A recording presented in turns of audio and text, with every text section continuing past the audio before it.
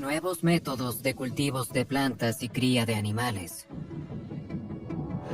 Microorganismos con propiedades sorprendentes. Investigadores de todo el mundo están adaptando la economía a los recursos renovables. Mi visión es un ser humano en armonía con su entorno. La combustión de petróleo y carbón aumenta la temperatura de nuestro planeta. La agricultura y la pesca sobreexplotan la naturaleza. Un tercio de la pesca mundial termina como harina de pescado en el engorde de animales. La gestión de los alimentos no deja de sorprenderme. Si un pan cuesta más que un pollo, ¿qué se supone que come el pollo? Los retos son grandes, pero no faltan ideas. Debemos actuar, y rápido.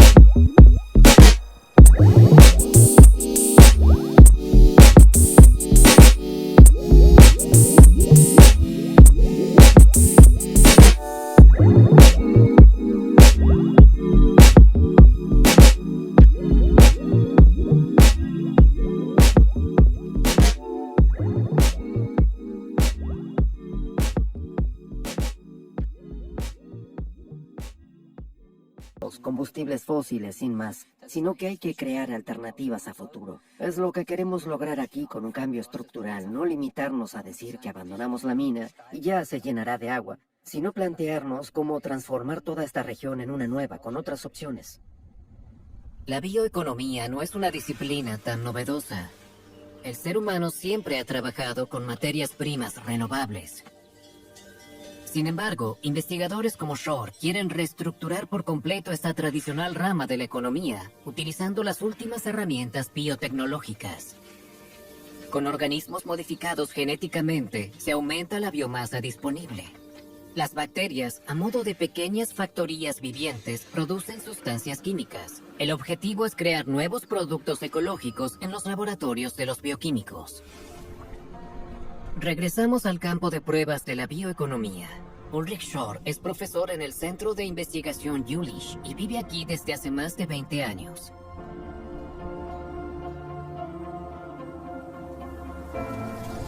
Además del carbón, la zona posee un segundo tesoro.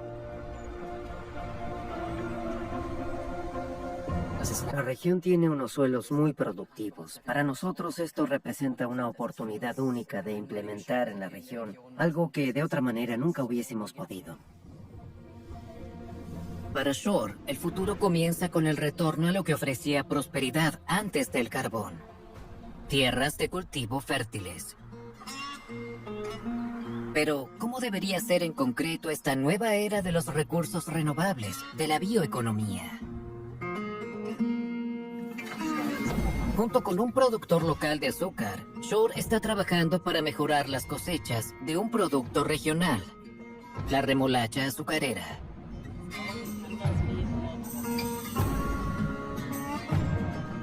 Es increíble lo rápido que se desarrolló esta planta. Originalmente tenía el tamaño de una zanahoria, y después de solo unas décadas es así de grande. Esto muestra el potencial que tiene una planta como esta.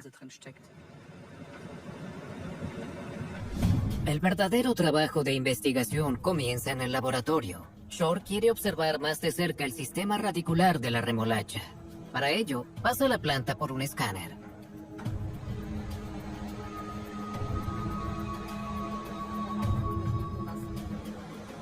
Precisamente en el caso de las raíces, el entorno y el ecosistema del suelo influyen mucho en su estructura y funcionamiento. Por eso tenemos que usar estos métodos tomográficos para entender lo que está pasando bajo tierra. En el primer paso del experimento, los científicos producen carbono radiactivo, protegidos por paredes blindadas de 1 metro de espesor. Luego lo pulverizan sobre la remolacha azucarera en una cámara climática. Las hojas absorben el carbono, que después almacenan las raíces. El escáner puede hacer visible este proceso. Las breves secuencias de imágenes muestran cómo la planta absorbe el carbono.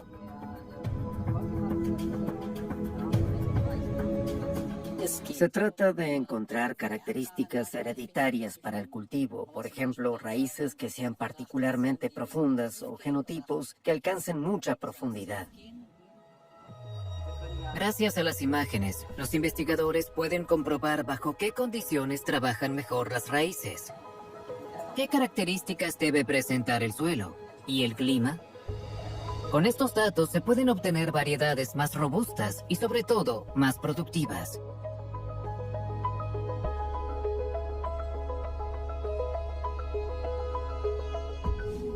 Pero, ¿puede producirse suficiente biomasa para una economía libre de petróleo solo a través del cultivo?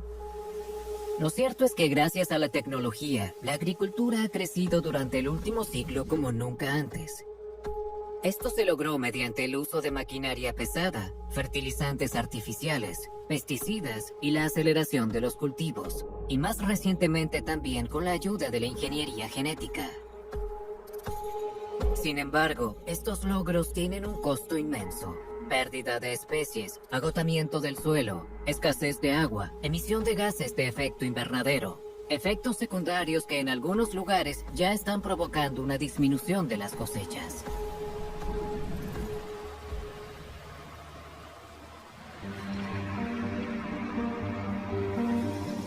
El ecólogo Stefan Bringetsu, de la Universidad de Kassel, investiga las consecuencias para la naturaleza del cultivo global de biomasa.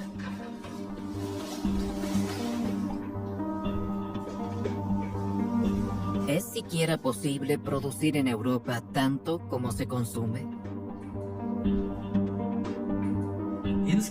En total, en Alemania explotamos más de 50 millones de hectáreas para nuestro consumo de productos agrícolas.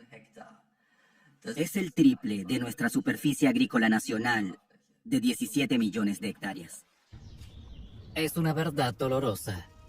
Para que las mesas en Europa estén abundantemente servidas, tienen que talarse los bosques en otros lugares. En la jerga técnica se habla de conversión superficial. Con respecto a las conversiones superficiales, hemos determinado que Alemania cometió pecados en el pasado, por así decirlo. Las conversiones tuvieron lugar principalmente entre 2000 y 2015. Al pasar a consumir productos agrícolas cultivados en otras regiones del mundo. En esos lugares, las tasas de conversión llegaron a ser enormes, de 80 metros cuadrados por cada residente alemán. ¿Más biomasa para nuevos productos ecológicos? Existe un gran peligro de que las selvas tropicales y vírgenes continúen siendo taladas. El objetivo no debe ser producir más biomasa, sino reducir su consumo. Ya sea que cultivemos plantas para consumo, energía o materiales, la superficie agrícola en la Tierra no es infinita. ¿Está fracasando la bioeconomía ya en sus cimientos, la producción de suficiente biomasa?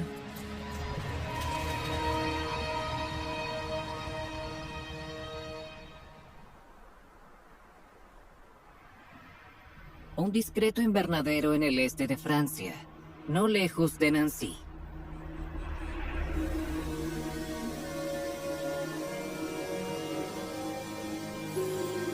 Este es el reino de Frédéric Bourgault. Este profesor de ciencias agrícolas ha reunido aquí plantas de todo el mundo.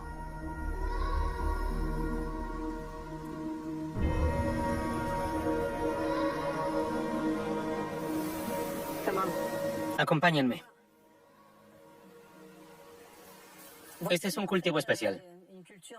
Normalmente no se lo ve aquí en Europa. En China existen grandes cultivos de este árbol para la cría de gusanos de seda. Es la morera blanca.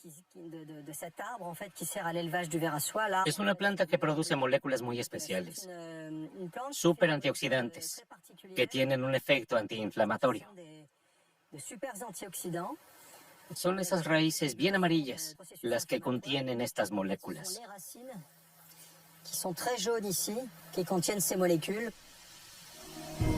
Para proteger sus raíces de herbívoros, bacterias y hongos, en el transcurso de la evolución, las plantas han inventado un sinnúmero de técnicas de defensa. Cuando las plantas se trasladaron del mar a la tierra hace unos 450 o 500 millones de años, tuvieron que enfrentarse a agentes agresores presentes en el suelo. Y así desarrollaron sistemas de guerra química, sustancias naturales, para repeler a los agresores, evitar que se desarrollasen a su costa y a veces incluso matarlos. Bourgault quiere usar estas defensas para cosméticos vegetales, nuevos medicamentos y pesticidas biológicos. Pero para ello primero debe producir estas moléculas milagrosas en cantidades suficientes.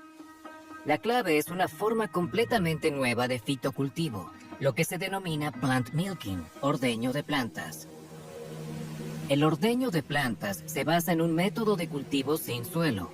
Las raíces se suspenden en el aire y se rocían regularmente desde abajo con una solución nutritiva. Para obtener las moléculas, Bourgault sumerge las raíces en una solución alcohólica. Así se extraen los principios activos. La ventaja, las raíces permanecen intactas y pueden ordeñarse una y otra vez.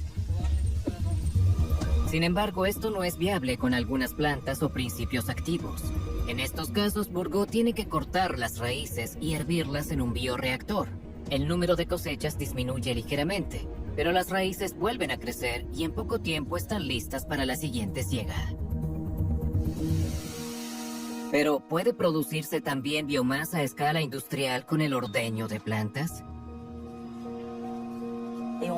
En un área de 1000 metros cuadrados, eso no es mucho. 100 metros cuadrados multiplicados por 10. En un área así, podemos producir muchas moléculas. Para lograr la misma cantidad en el exterior, en el campo, se necesitarían al menos 30 hectáreas. Y como no podríamos cosechar las raíces más finas, probablemente necesitaríamos 60 o 100 hectáreas. Según Bourgault, el ordeño de plantas requiere una superficie de cultivo 300 veces menor. La desventaja, los costos del invernadero, del sistema de rociado y sobre todo de la solución nutritiva son elevados. El proceso no es adecuado para la producción a gran escala, sino más bien para producir moléculas especiales para productos de alto precio. Con estas tecnologías tenemos la posibilidad de producir moléculas de muy alto valor para la industria farmacéutica, cosmética, de la nutrición o la fitosanitaria.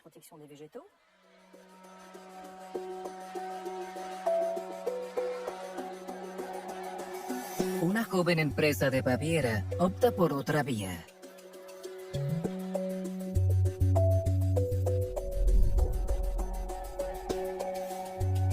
Con la ayuda de un insecto, Wolfgang Westermayer y Thomas Kuhn quieren reciclar la biomasa procedente de residuos.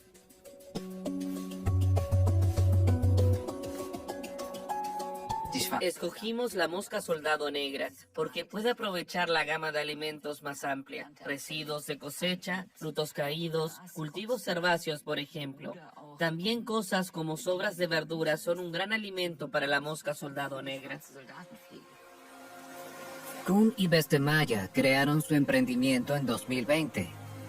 Con las moscas quieren reemplazar la soja y la harina de pescado, alimentos utilizados comúnmente en la cría de animales. La Unión Europea importa más del 90% de la soja y la harina de pescado. Como resultado, se talan las selvas tropicales de Brasil para cultivar soja. Y 1/3 de la pesca mundial termina como harina de pescado en el engorde de animales de granja y en la acuicultura. De modo que, aunque coma pescado de piscifactoría, estoy contribuyendo a la sobrepesca de los océanos. En lugar de soja y harina de pescado, se usarían las larvas de la mosca soldado como alimento. Estas no solo les proporcionan proteínas a los animales, pueden alimentarse de todo tipo de residuos orgánicos y además son muy resistentes.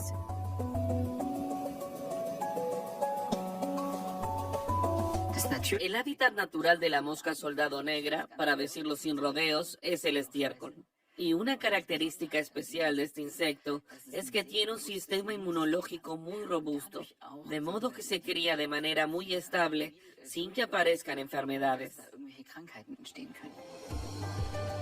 En las instalaciones al norte de Múnich, los insectos reciben salvado de trigo, un subproducto de la producción de harina que la empresa obtiene de un molino cercano. También se le añaden minerales y agua, y se mezclan para formar un puré de nutrientes.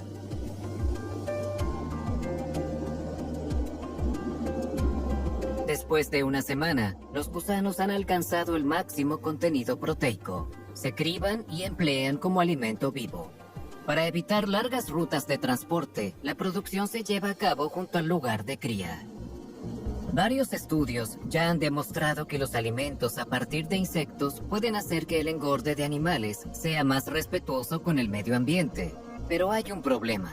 Los gusanos no crecen igual de bien con todos los residuos. ¿Salen las cuentas? Por un lado, podemos producir más barato que la harina de pescado. Por otro lado, desde el punto de vista energético, hay que caldear el recinto, pero las instalaciones están muy bien aisladas y a partir de cierto día apenas hace falta calefacción, porque las larvas producen su propio calor cuando han crecido un poco. Para evitar que la naturaleza sufra cada vez más a consecuencia de la agricultura intensiva, el nuevo crecimiento ecológico debe basarse principalmente en la biomasa ya existente. Por ejemplo, aprovechando el salvado de trigo para producir alimento para gusanos rico en proteínas.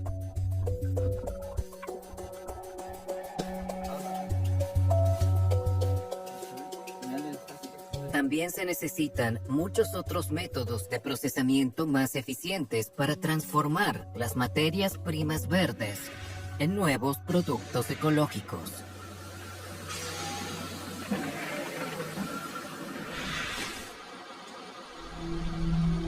Un centro de compostaje al norte de Heidelberg. Para los biotecnólogos Rebecca Higa y Jan Eike Tomaya, analizar los montones de desechos orgánicos y restos de alimentos es algo cotidiano.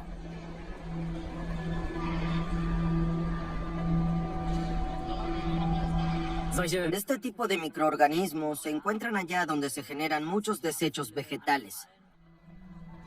Los investigadores están buscando en el humus microbios hasta ahora desconocidos que contienen enzimas concretas. Higa y Tomaya han puesto la mira en ellos, porque estas moléculas poseen propiedades asombrosas.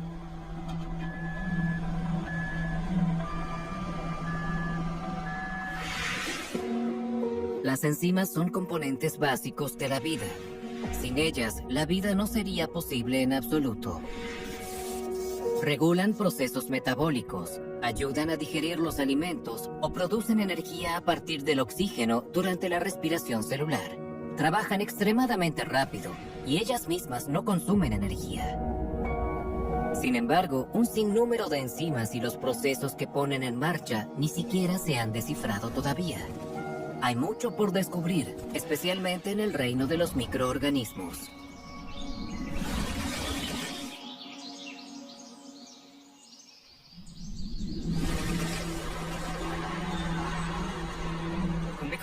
Los microorganismos han desarrollado un abanico de estrategias de supervivencia increíble en el transcurso de la evolución, de tal modo que uno encuentra en ellos rutas metabólicas, enzimas, que les permiten sobrevivir en situaciones extremas.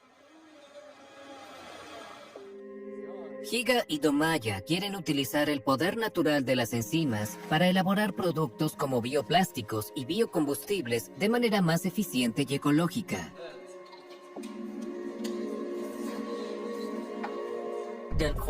El concepto es emplear las reacciones enzimáticas para aumentar la eficiencia de muchos procesos químicos industriales desde el punto de vista energético y hacerlos más respetuosos con el medio ambiente. Por ejemplo, evitando utilizar productos químicos tóxicos. Otro proyecto es la elaboración de biocombustibles a partir de paja. Hace tiempo que se sabe cómo, con la ayuda de enzimas, la materia prima puede transformarse en etanol. Sin embargo, el proceso aún no es lo bastante eficiente, y el combustible a partir de paja es todo menos competitivo. Mientras el precio del petróleo sea bajo, es difícil poner en marcha un proceso de producción más sostenible y también obtener ganancias con él. Esta empresa biotecnológica ya ha recolectado más de 70.000 microorganismos y enzimas. Su uso podría cambiar la economía a largo plazo.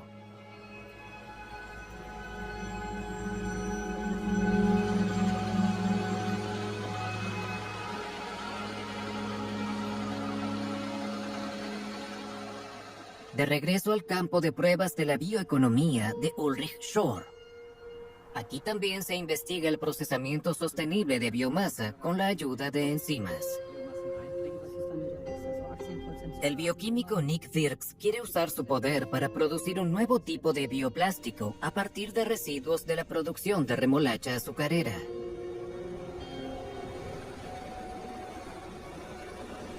En el laboratorio nos muestra exactamente cómo. El residuo de la producción de azúcar, un jarabe marrón, se usa como material de partida. Del verdadero trabajo se ocupa un hongo denominado Ustilago maedis, también conocido como huitlacoche. Dirks lo coloca en un fermentador y lo alimenta con los residuos de la producción de azúcar.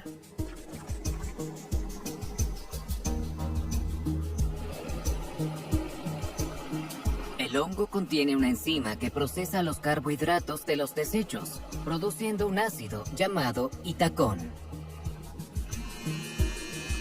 Es lo que buscan los investigadores, ya que, separado de la masa microbiana, el itacón puede convertirse en plástico en unos pocos pasos. Es una molécula muy interesante. Tiene funcionalidades que no se encuentran en los productos químicos a base de petróleo. Con él podemos elaborar tipos completamente nuevos de plástico que no podemos crear a partir de derivados del petróleo. Para que el hongo produzca una cantidad particularmente grande de este ácido, Dirks lo modificó genéticamente. Si se toma un microbio de la naturaleza, procesa alrededor del 10% del azúcar.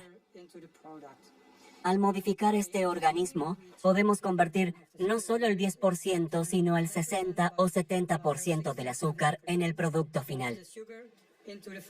Eso es lo máximo posible, porque los microbios siguen siendo seres vivos que necesitan azúcar para vivir.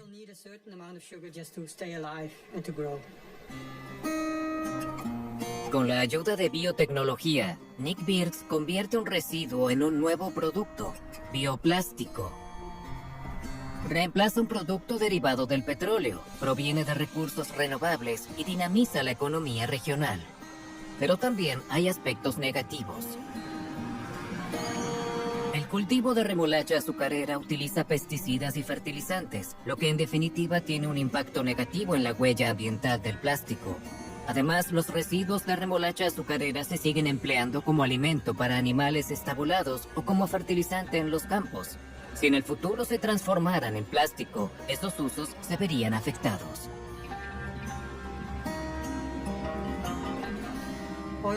El petróleo también es un recurso limitado y contamina el medio ambiente.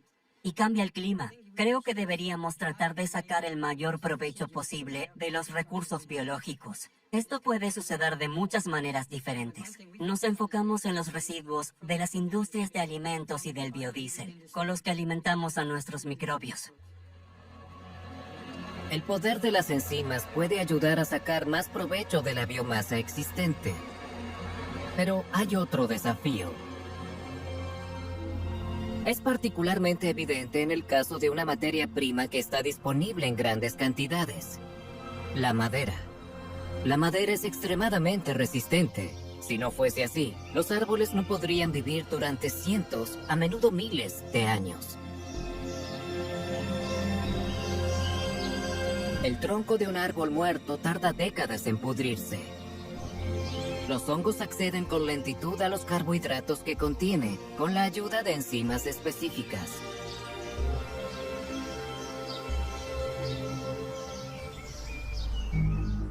En teoría, la madera también podría utilizarse como materia prima para nuevas formas de bioplásticos. Sin embargo, lo que la naturaleza hace a diario, la tecnología aún no lo ha logrado replicar de manera lo suficientemente eficiente y sobre todo a escala industrial. Aprovechar esta fracción de carbohidratos en la madera es sencillamente uno de los mayores desafíos para la ciencia. En la Universidad Técnica de Aquisgrán, los investigadores dirigidos por el ingeniero Johan Thiel están trabajando para resolver el problema. Mediante pruebas de simulación se intenta descifrar cómo disgregar y procesar la madera a gran escala.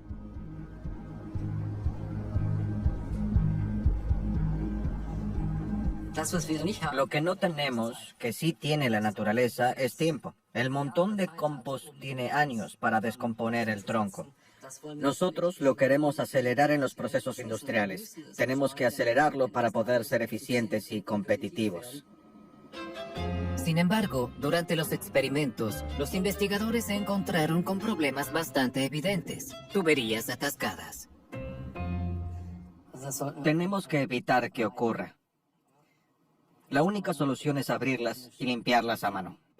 Un problema común en el laboratorio de alta tecnología. Es particularmente frecuente con la madera troceada, pero también aparece con otros tipos de biomasa. Una cosa está clara: así no se le podrá ganar la carrera a la química del petróleo. El potencial de la biomasa es enorme, pero el petróleo está 100 años por delante. En el caso del petróleo crudo, a menudo hay que calentarlo. Si dejas que los oleoductos se enfríen, también se atascan. Eso no funciona tan bien con la biomasa, que contiene componentes que no se funden ni evaporan, lo que significa que tenemos que encontrar otras formas de resolver estos problemas. Entonces, también podremos hacerlo con la biomasa. Así que todavía queda mucho por descubrir y algunos problemas por resolver en el procesamiento de la biomasa. Pero incluso si llega a funcionar, una cuestión sigue abierta. ¿Realmente se producirán productos más sostenibles y ecológicos en los reactores de los bioingenieros?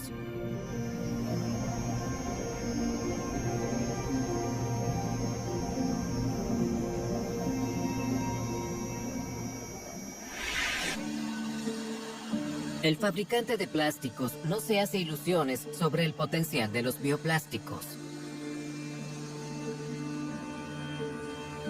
Si nos fijamos en todo lo que flota en los mares, veremos que han utilizado muchos de estos plásticos porque son muy longevos. Esto significa que los bioplásticos, al menos los plásticos biodegradables, no resolverán el problema. Es una cuestión que nos atañe a todos, a la industria, a los consumidores, para llegar a gestionar con sensatez la situación. Para el fabricante de plásticos, sensatez significa sobre todo un mejor reciclaje y más completo. Por ejemplo, los envases de alimentos a menudo se fabrican para que sean lo más delgados posible, pero al mismo tiempo deben cumplir con ciertas características, por ejemplo, evitar que el oxígeno llegue a los alimentos al tiempo que mantienen la humedad. Todo esto ahorrando material. A menudo la consecuencia es que se aplican muchos plásticos diferentes en varias capas. Algo así es prácticamente imposible de reciclar. Lógicamente, del mismo modo, se podrían desarrollar fácilmente envases de plástico reciclables. Funciona. Es factible. ¿Por qué no se hace hoy? Creo que la respuesta es sencilla. Los envases delgados siguen siendo más baratos que los envases ligeramente más gruesos, aunque estos sean fácilmente reciclables. De modo que las tecnologías de la bioeconomía no resolverán el problema del plástico tan rápidamente. Una perspectiva un tanto descorazonadora. ¿Mejoran las cosas en el sector de los alimentos? Una empresa de Bamberg fabrica productos que reemplazan la carne. Su fundador, Friedrich Busse, era maestro carnicero y asesoró durante años a cadenas de comida rápida y empresas de alimentos. Pero un día visitó una fábrica donde se trituraban millones de pollitos machos.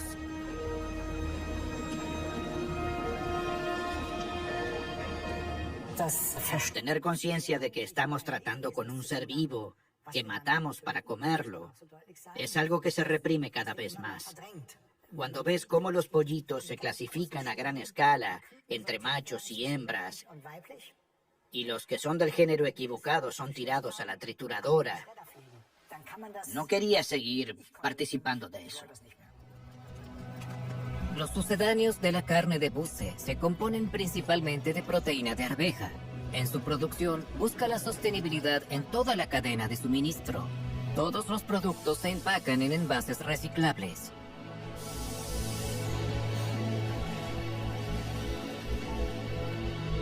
Las arvejas provienen de productores de Emsland. Las emplean como cultivo de cobertura en la producción de papa. Acababa de terminar la cosecha de las papas. Un agricultor buscó una que era más grande que mi cabeza. La trajo y me gritó: «Busse, trabajamos con patatas así y ahora vienes con esas tonterías de arvejas tan pequeñas como esta». Así que tuvimos que hacer una labor de persuasión de que muchas arvejas pequeñas hacen por una patata grande. Busse obtiene la proteína con la ayuda de una batidora gigante. Las arvejas se calientan y trituran. Luego enriquece las proteínas extraídas con muchos otros ingredientes.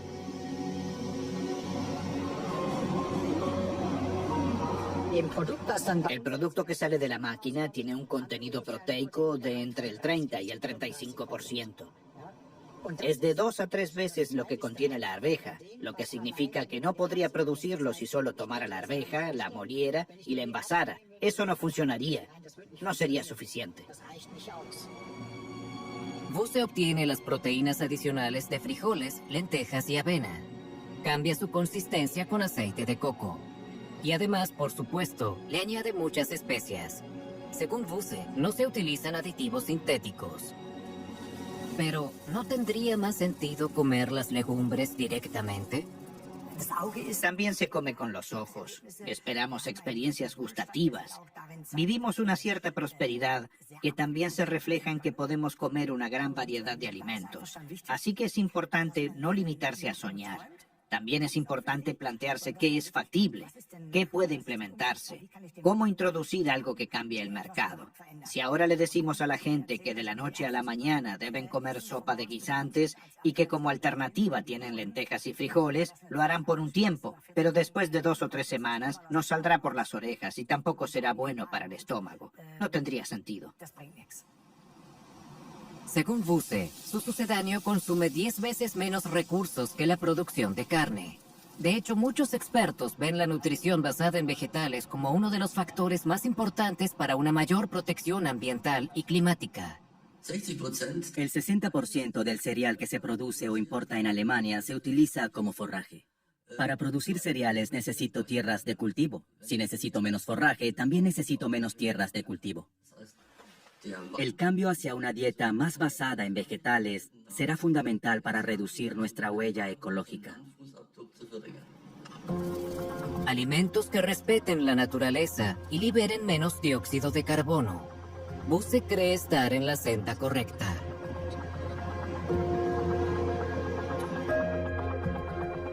Un emprendimiento de alimentos de Finlandia está tomando un camino aún más radical.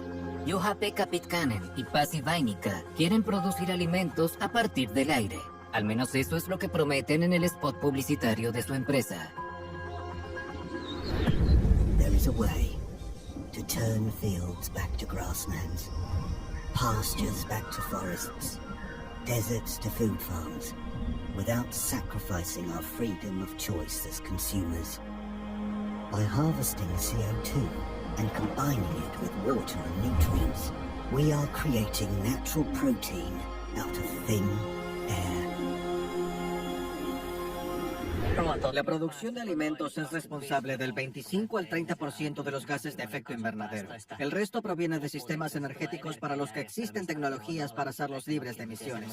No es el caso de la producción de alimentos. Comida a partir del aire. Suena a alquimia. Los creadores del emprendimiento muestran cómo funcionaría el milagro en la planta piloto. La clave del éxito son, una vez más, los microorganismos. La pieza clave del proceso son microbios que hemos encontrado en la naturaleza, aislado y clasificado como seguros.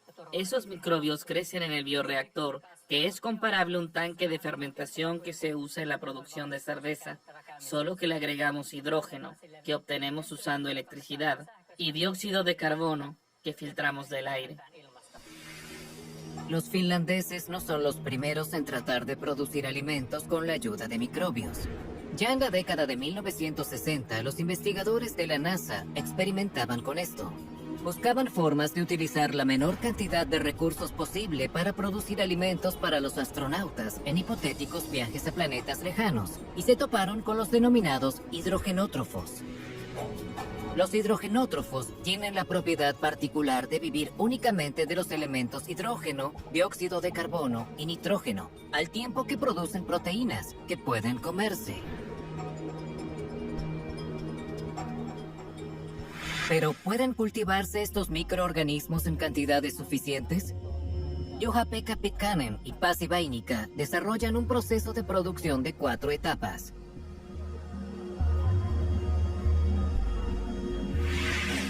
En el primer paso, filtran el dióxido de carbono del aire. También obtienen hidrógeno por hidrólisis en plantas industriales. En tercer lugar, introducen amoníaco, que también puede filtrarse del aire. Luego mezclan estas 3 sustancias en un tanque con los microbios que comienzan a crecer con este alimento. Finalmente, solo les resta secar el contenido del tanque. Obtienen así un polvo amarillo llamado soleín. El problema es que su producción consume grandes cantidades de energía. Esta, así lo proponen los finlandeses, debería provenir en un futuro de fuentes sostenibles.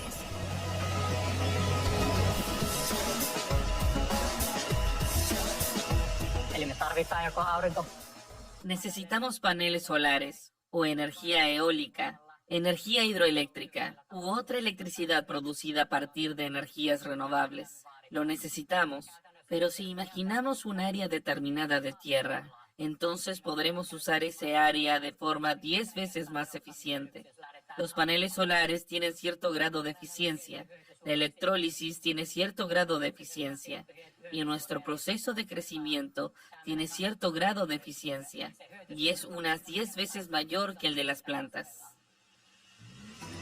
Este emprendimiento finlandés sueña con cultivar microbios en todo lugar donde haya suficiente espacio y suficiente energía ecológica. Estos pueden ser lugares que en realidad son hostiles para la vida, por ejemplo, los desiertos. Si este polvo amarillo realmente podrá imponerse depende en definitiva del consumidor.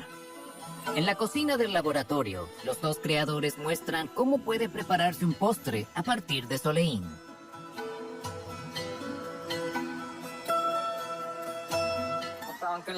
Sabe neutro, como debe ser.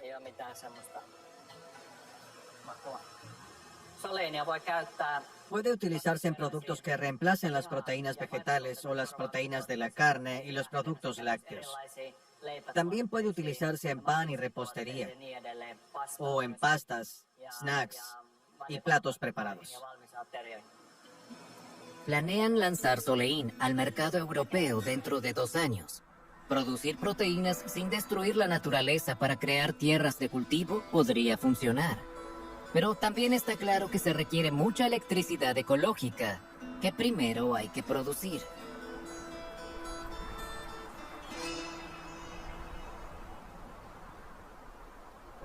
El viaje por el mundo de la bioeconomía demuestra que no faltan ideas. Los nuevos métodos de cultivo y los productos ecológicos pueden hacer que nuestras vidas sean un poco más sostenibles. Hemos investigado mucho, sabemos muy bien lo que podría hacerse mejor. Lo que falta en muchos lugares es sencillamente la implementación. Sin embargo, para que las ideas de los científicos ecológicos se hagan realidad, se necesitan más que algunos pocos prototipos. Los gigantes de la industria de los combustibles fósiles no renunciarán a su lugar por voluntad propia. Se necesita un cambio rápido y de gran alcance para que la bioeconomía tenga un impacto positivo en el clima y el medio ambiente.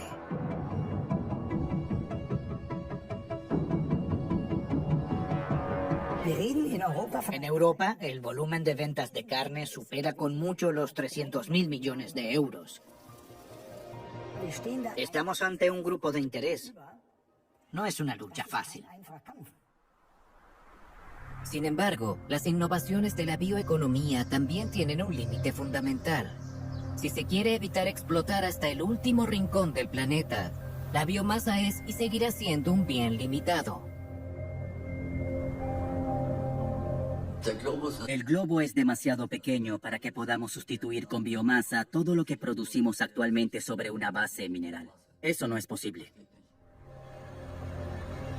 En una bioeconomía sostenible, debe disminuir el consumo de recursos y a gran escala. Faltan muchas más ideas en cuanto a reciclaje y reutilización. Y en última instancia, nosotros, los consumidores, también tendremos que conformarnos con menos.